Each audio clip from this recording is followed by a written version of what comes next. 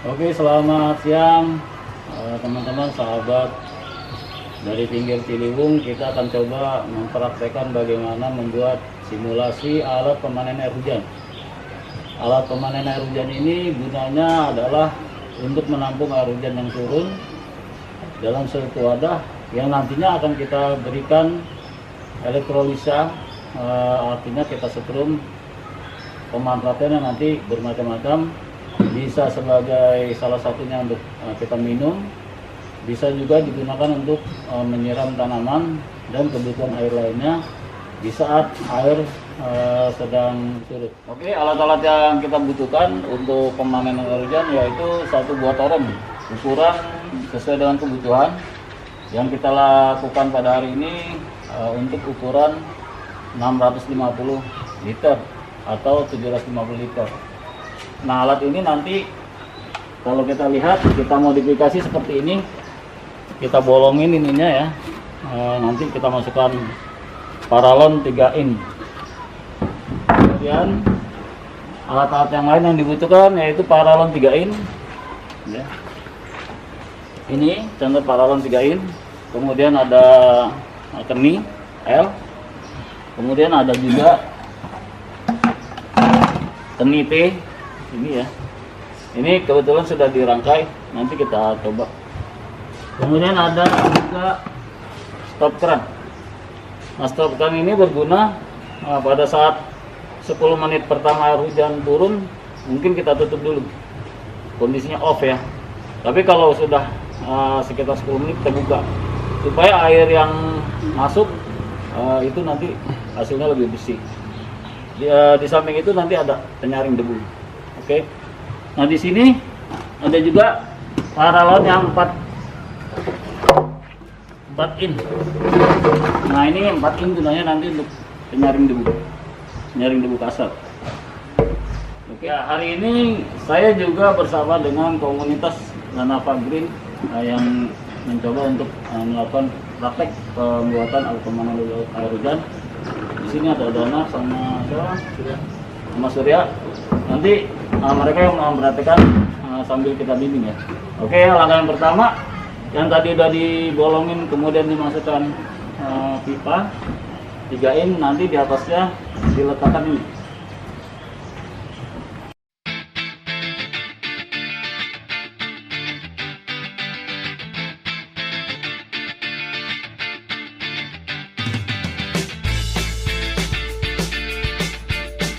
Oke ya, sekarang kita coba memasang kembali dari stop keran itu, nanti disambungkan lagi ke sini.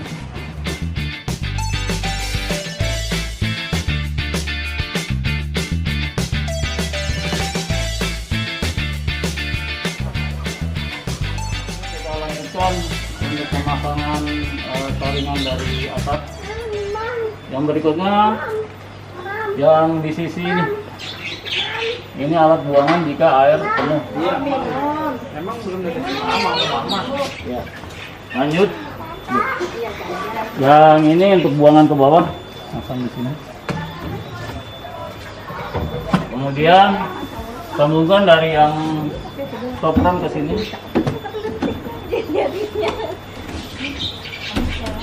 Nah, fungsi pipa ini jika air penuh, karena 10 menit pertama biasanya kita tutup stopkan ya. Jika di sini penuh, air akan membuang ke sini, dibuang ke tanah ya. Kemudian yang kedua, jika dia sudah dibuka, air akan masuk ke sini. Jika ini penuh, akan dibuang ke sini. Ya, saluran ini dibuang. Jadi dua-dua ini sebenarnya sebagai alat pembuangan. Nah, sebelum kita pasang yang atas, kita pasang busa dulu ya. Jadi busa nanti untuk penyaring di sini. Oke, langkah selanjutnya kita kasih penyaring debu ya.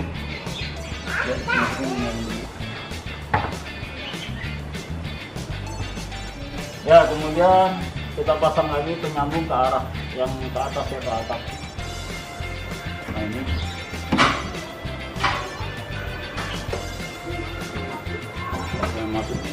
Nah, pipa yang besar ini pipa yang 4 in.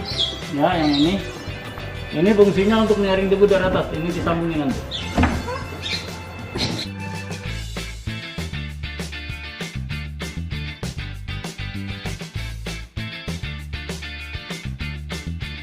Oke ya, jadi ini kalau kita lihat sambungan air dari talang masuk ke pipa ini, kemudian masuk dulu ke bawah ke pipa yang ini yang besar. Itu gunanya akan menyaring debu. Kemudian setelah ini penuh dia akan mengalir ke sini, ya, ke pipa sambungan ini. Kalau misalnya ini ditutup dia akan membuang. Biasanya 10 menit pertama atau 5 menit pertama pas hujan turun. Kalau sudah 10 menit atau sudah kira-kira aman dari debu, kita tutup, dia akan ininya kita buka penutupnya, dia akan masuk ke dalam sini, ke toren sebagai penampungnya. Nah, jika di sini penuh dia akan membuang ke posisi ini. Tahap terakhir kita pasang keran di lubang pembuangan. Jadi ini nanti yang disebut dengan pemanen air hujannya ya. Jadi kita pasang dulu.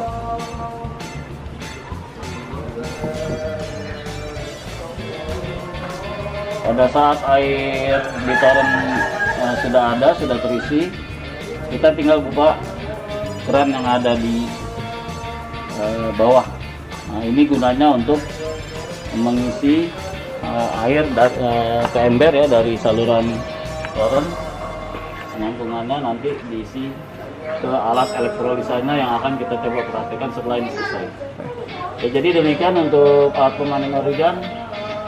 Ini gunanya akan sangat bermanfaat ya bagi penggunaan air hujan dan mengurangi dampak kekeringan atau dampak kebanjiran pada saat hujan turun.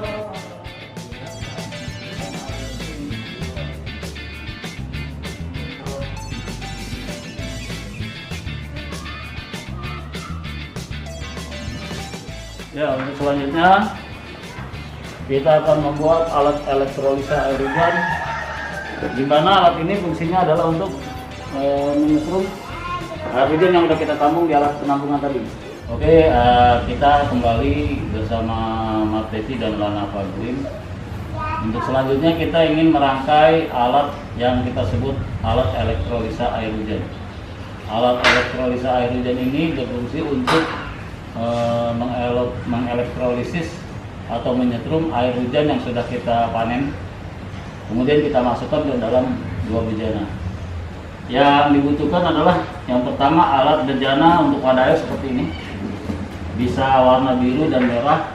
Ini nanti kita analogikan, yang biru ini merupakan air basah, yang merah air asam hasil dari penyetruman ya. Kemudian alat yang kita butuhkan lagi adalah ini dia, ini namanya titanium yang berfungsi untuk menghantarkan arus listrik. Kemudian ada alat-alat penyambung.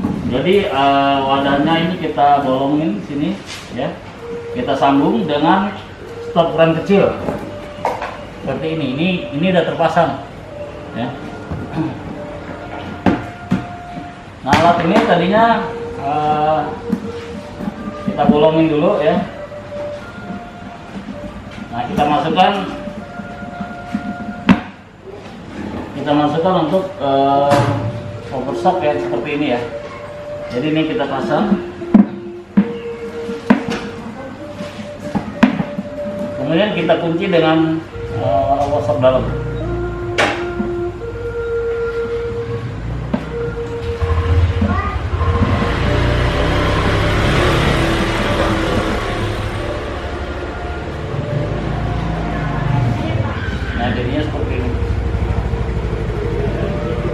Nah, kemudian alat ini kita sambung dengan yang biru dengan yang merah.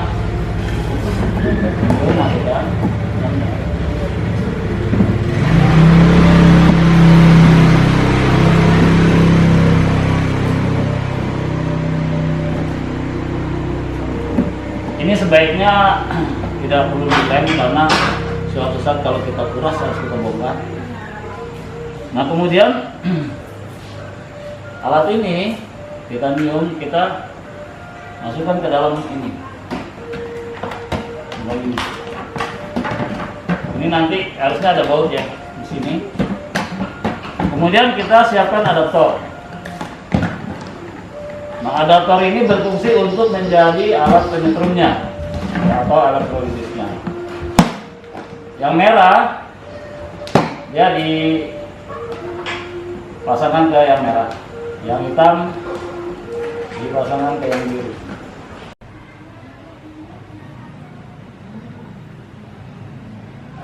Ya, kalau kita lihat ini proses pemasangannya ya. Jadi misalnya ini sudah diisi air, ini dua tabung ini diisi air. Ya. Nanti yang colokan hitam ke tempat yang biru, colokan yang merah ke tempat yang merah. Ya. Tabungnya kita bedakan antara biru dengan merah. Kenapa? Biar ada pembeda. Ya. Yang merah biasanya untuk positif, ion positif atau arus positif ya, yang merah. Kalau yang biru dia untuk yang negatif. Nah, nanti air yang terisi di dalam dua bejana ini akan bergerak sesuai dengan arah kutub positif dan negatif. Nanti yang negatif menjadi basah, yang positifnya menjadi asam. Yang nanti akan banyak kita konsumsi adalah yang basah ya, untuk minum. Biasanya kita minum sehari-hari dengan air basah. Kenapa? Karena memang tubuh kita sudah banyak mengandung asam. Jadi kita nanti yang akan kita minum basah. Air asam ada gunanya nggak?